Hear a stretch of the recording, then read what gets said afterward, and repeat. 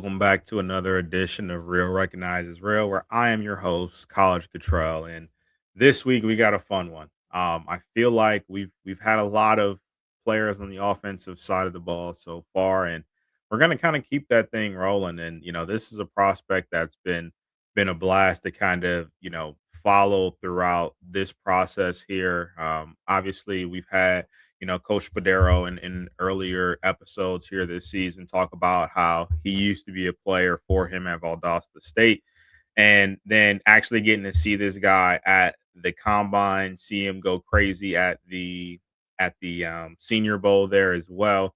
It's just been a very interesting prospect to follow here, and I had a great time, just kind of breaking down his tape here because I think he can actually be a really productive receiver. So without further ado, let's go ahead and get into Georgia State's Ted Hurst's film study here. And we're going to start off like we always do, and that's going to be with our pros and cons list. And the first thing that kind of stands out for you with Ted right away is his strong hands.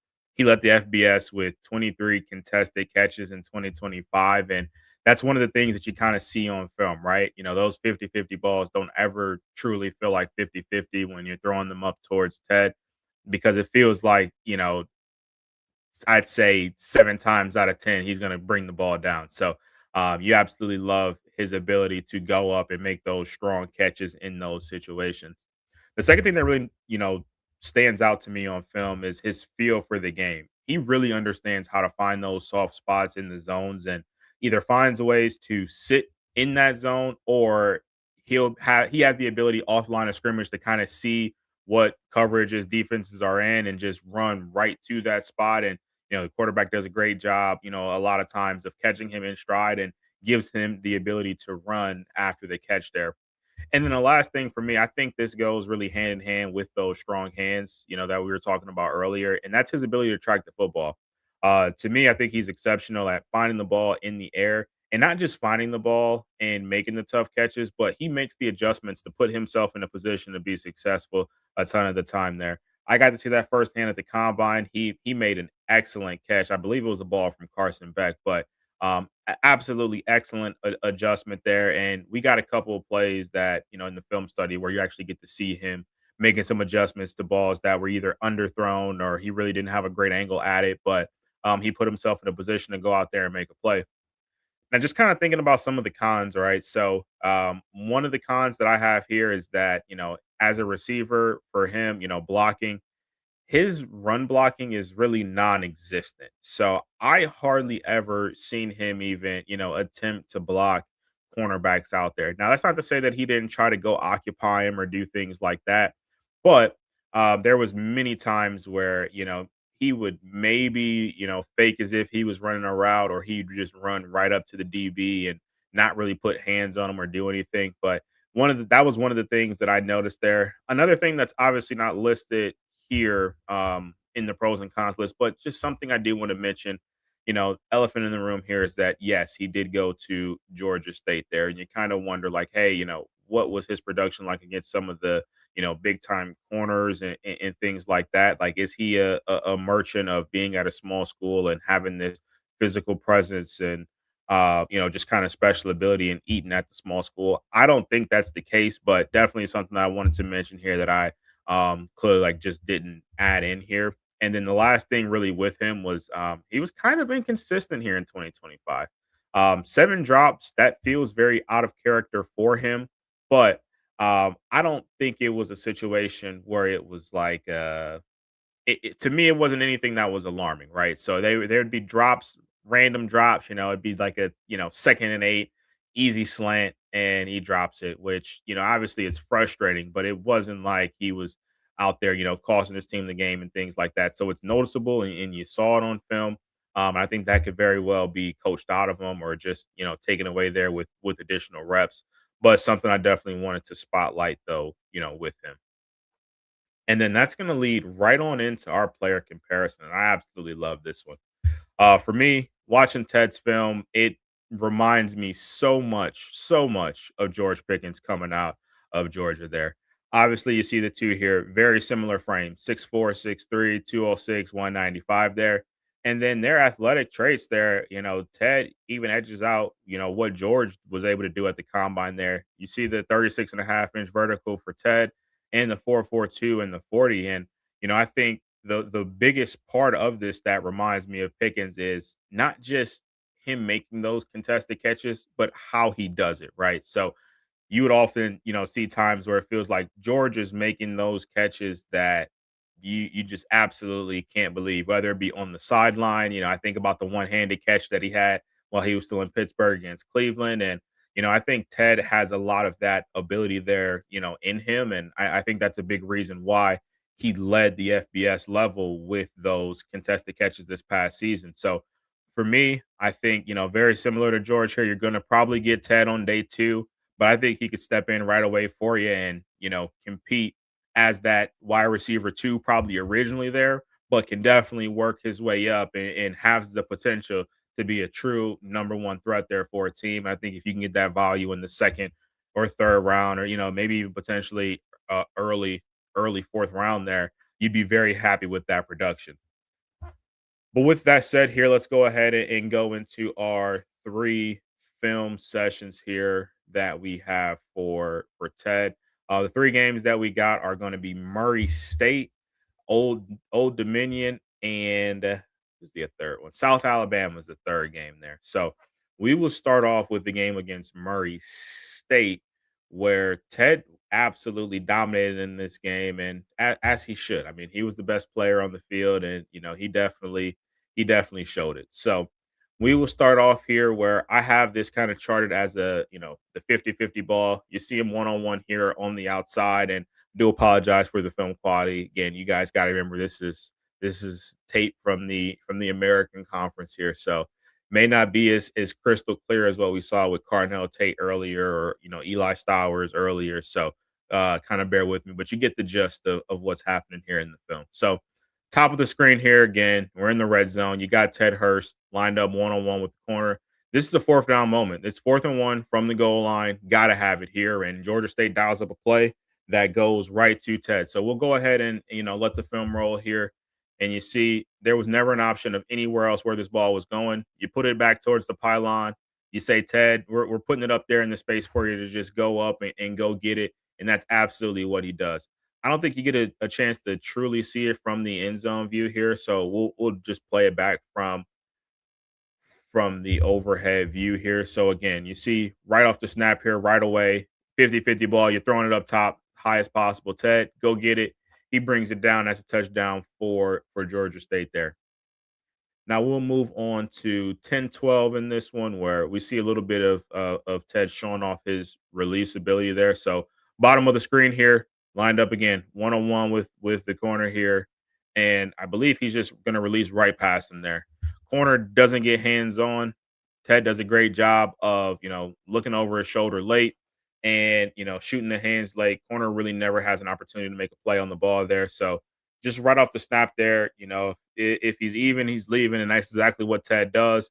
He has the step there. Ball is going a little bit more towards the sideline. I think you would like this ball to be upfield, especially knowing that there's no safety over top there. You put it more out up front. This probably should be a touchdown, but again, Ted is able to make the adjustment on the fly there, locates the ball, and I mean the ball is pretty much right there on him, and he hasn't even shot his hands yet. So really has this DB in a position where he can't do anything to make a play on this football there, but hands go up, he gets his feet in bounds, and it's a big play for Georgia State. Now we will move on to 1924 in this matchup here. All right. Believe this is Ted here, bottom of the screen, lined up one-on-one against this corner. And let's see what happens. So boom, gets right by him, has the great release there. And this is more of a back shoulder throw. And he, breaks that tackle there, picks up some additional yardage. And again, I think this shows you his tracking ability, and I think you get a better feel from it from the end zone view here. So they're not pictured there, but it's on the outside. But look where this ball is thrown. He already has his head back, and the corner is stride for stride with him. But again, he's already looking back for the football here and knows what adjustment that he has to make here. So he does a great job of putting himself in a position, makes the catch there, and not just makes the catch, but he breaks that initial tackle and he picks up about 10, 15 more yards there and gets his team in the red zone to put more points up on the board there. Now we will go over to 26-42. This one where he's showing off a little bit of his route running savvy here. Let's see, 26-42. All right, so imagine this is going to be Ted up here at the top there, and let's take a look, see what happens. So gets all the way, and for me, I think this is a great route. Obviously, this corner is playing off coverage there, but I think he does a great job of getting on top of him there and recognizing where the sticks are. Right, so he doesn't just run to the sticks and goes out. He gives himself a cushion to make sure that he's going to be able to pick up this first down here, especially knowing that this is man coverage and the guy's not getting any hands on him. So he knows he has that free release to the outside there. He knows he's going to have plenty of room to work. I think he does a great job and he gives himself plenty of space because if he even needs to work back for this football here, he has the ability to do so and still pick up the first down here. So again, you kind of see play goes to him, easy pitch and catch, first down there. Just great stuff from Ted there. And then we will move on. We only got two more plays left in this one before we go ahead and go to the next game. We'll go to 29-29 here. So this time, Ted's going to be at the bottom of the screen here. And I have this listed as he's sitting in zone coverage. So let's take a look here. I think he actually runs a dig, but let's take a look, see what happens. Yep, so that's exactly what he does here. So this looks like a easy there, easily cover two here. You got your corners sinking, you got your linebacker carrying the middle of the field here, exactly what he's supposed to do when you got the threat going across the middle there. You got the two high safeties there. So this is a clear cover two look, in my opinion. You have this guy clearing out this linebacker here. He's going to keep running with him. And then Ted is smart enough to know that, hey, there is this space here. There's a 5 yard gap here. And I'm going to go right into this window, give my quarterback plenty of room to get me the ball, and I'm gonna, work with it. So, boom, gets the catch there, picks up some additional yards there, and big time play again to put Georgia State in a position to put more points up on the board.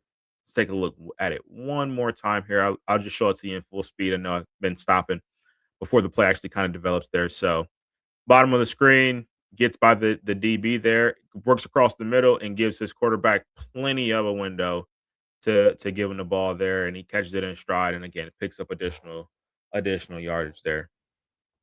Now we'll go last play in this one. It'll be 31-05, where I got it charted as a 50-50 ball. So I believe this is another touchdown pass, but let's see what happens. It might not be. All right. So looks like Ted is actually in the slot this go around. I believe they actually run a corner route here. Um, so let's take a look, see what happens. So, yep, the corner route, not a true 50-50 ball, but it is contested.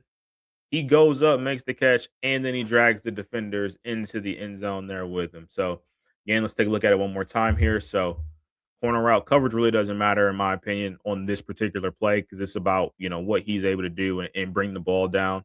So, again, high points it, goes up, breaks off the tackle, two guys on his back. He drags them into the end zone for a touchdown. Just think that's great ability from your number one receiver there. Now let's go ahead and go to the second game in this one. And the second game is going to be against South Alabama. Let's go ahead and pull that up here. Boom. All right. So second game here against South Alabama. And this one, we got them sitting in some zone coverage here. And I'm sure you guys will appreciate how much better this film looks compared to the last game there. But let's go ahead and get it started here. So this is Ted lined up on the inside of this bunch here. So again, I think this is a great ability to understand this guy's underneath him and also understanding in a sense where these other DBs are, like where this safety is. And it's also one thing to point out too, fearless going across the middle there because you throw the hands out and you're just ready to run right away there. No worries about getting hit. And then he has that top end speed to take it the distance and go score on it. So we'll see it again here from the from the end zone view, and I will pause it once he actually gets in screen here, where you can kind of get a better feel of what he's doing there. So clearly the play design is to go to him there, but again, I think this is just a good play to not only show off his top end speed ability, but also show that he knows exactly what he needs to do, understanding coverages and things like that to put himself in a position to have success there. So you beat him, you get across him, and then you just take the speed, bad angle, and that's six. You're not catching him from that point. Let's go ahead and go to 13-19. And this is a game where, South Alabama played a ton of zone coverage. So you kind of got to see him work a little bit against the zone, and you got to see his IQ and things like that fully on display in this game, in my opinion. But we'll go here. So I believe this is Ted down here at the bottom. Could be wrong here. He has a very similar frame as another receiver on their team here, but I believe that is him. No, it's actually him in the slot there. So let's go ahead and start it back up here. So he's in the slot there up top. And again, plenty of zone coverage. Understanding, boom. I sit right here in the zone because this is what they're giving me. Yes, I know the sticks are about 4 yards further back, but that's kind of what they're playing there. So I'm able to sit in the zone, make myself available for my quarterback, easy pitch and catch here. And then let's see if we can work towards, getting that first down. And ultimately we don't, but I gave my quarterback a window. We'll pick up the easy, cheap 6 yards there and we'll keep it moving. So we'll go ahead and go now to 14-25 here. Let's see where he is. I'd imagine he's out here because he's got the towel. And let's take a look. Yep. Runs that dig again. Across the middle. Picks up the first down. So again, we'll see it here from the end zone view there. So let's take a quick look at it here. No, smart enough to realize, and this is something that's would have been wide open, but clearly this is a concept that they absolutely love at Georgia State here. You got a guy occupying the middle of the field there. Ted is smart enough to realize, like, hey, there is plenty of room right here in the middle of the field here. So open it up, make myself available, and then I'll get some yak, for my troubles here. Now we'll go ahead and go over to 17-13 in this one, where we got some more sitting in the zone coverage there. 17-13. All right, where is he at? He's right here, top of the screen, second receiver.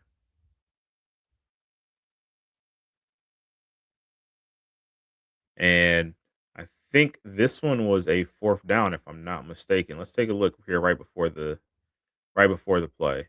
Um, let's see. Yep. So this is fourth down. This is 4th and 3. Um, so absolutely gotta have it. You're down 14 in this one. So I do think that matters here. And you know exactly where you need to get to. So boom, gets to the sticks, and again, does a great job of not just getting to the sticks and just stopping right there, but gives himself a little bit of wiggle room just in case he needs to work back to the football. And so exactly what he does. Ball's a little bit behind him, doesn't matter. He's got the catch, picks up the first down there. And again, I think that's just a great job of understanding where he's at there on the field. And we just got two more plays in this one before we move on to our last game here. And this is what I'm going to show you as far as his effort goes in the run game. So you see Ted, he's up top here.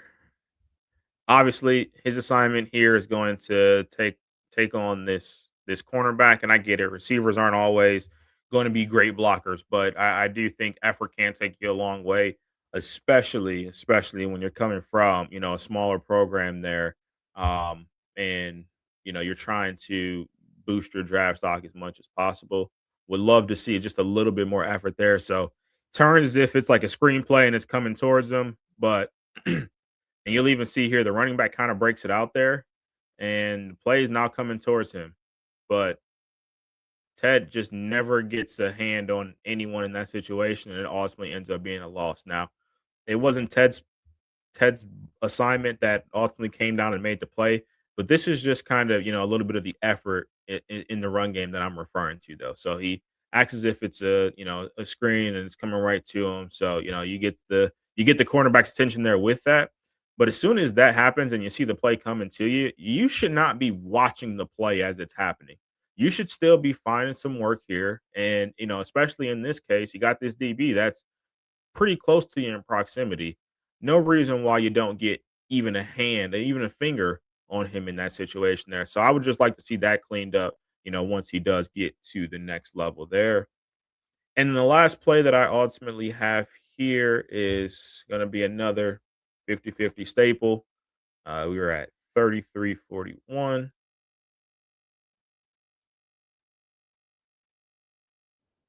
Right. And all right, there we go. Back in the red zone here. Again, they trusted him in the red zone. You got Ted, top of the screen here, towel on.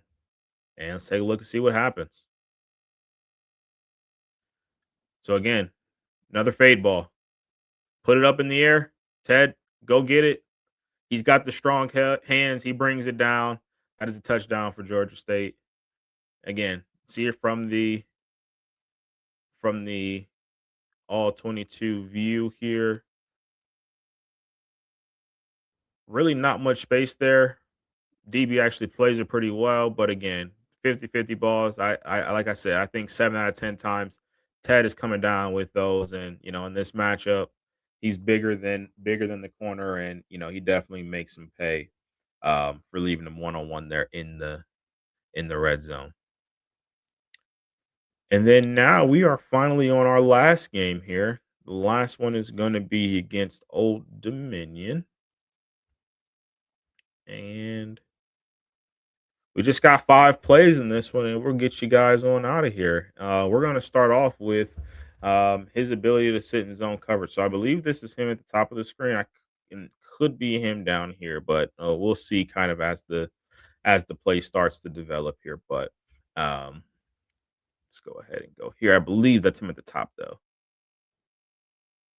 Yep, that is him at the top. We'll start it just one more time here. So 2nd and 10, get an idea of what's happening here. And again, this is him at the top. Zone coverage here clearly. Gets right to the sticks, turns around, waiting for the ball to get to him. And ball is low, but he makes the catch there. And again, I do apologize for the quality here, but you kind of get the idea there. So um, again, right at the sticks, ball's a little behind him. He goes down low, makes the catch, moves the chains for Georgia State. Now we will go on to 8-11, where he's showing off a little bit of some more route running here.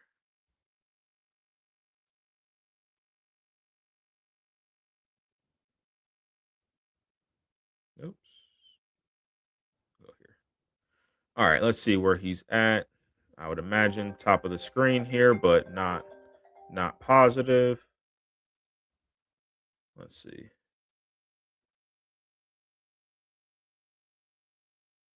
Boom. Yep, top of the screen, exactly where he was. That's a great route. Um, so again, we'll see. It looks like it's like a curl. So right at the sticks there.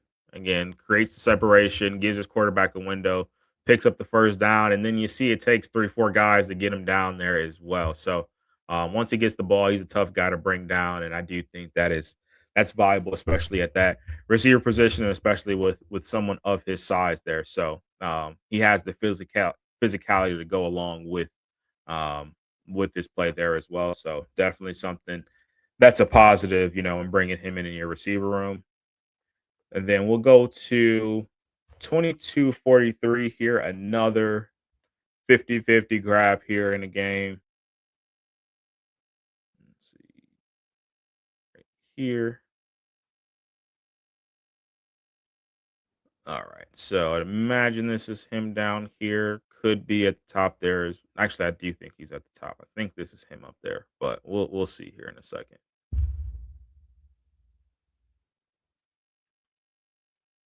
Yep. So that was him up top there, right on the sideline. And again, makes the adjustment on the sideline. I do think you get a better view of it from the end zone camera here. So again, not picture on the screen right now, but I will pause it right here. Boom.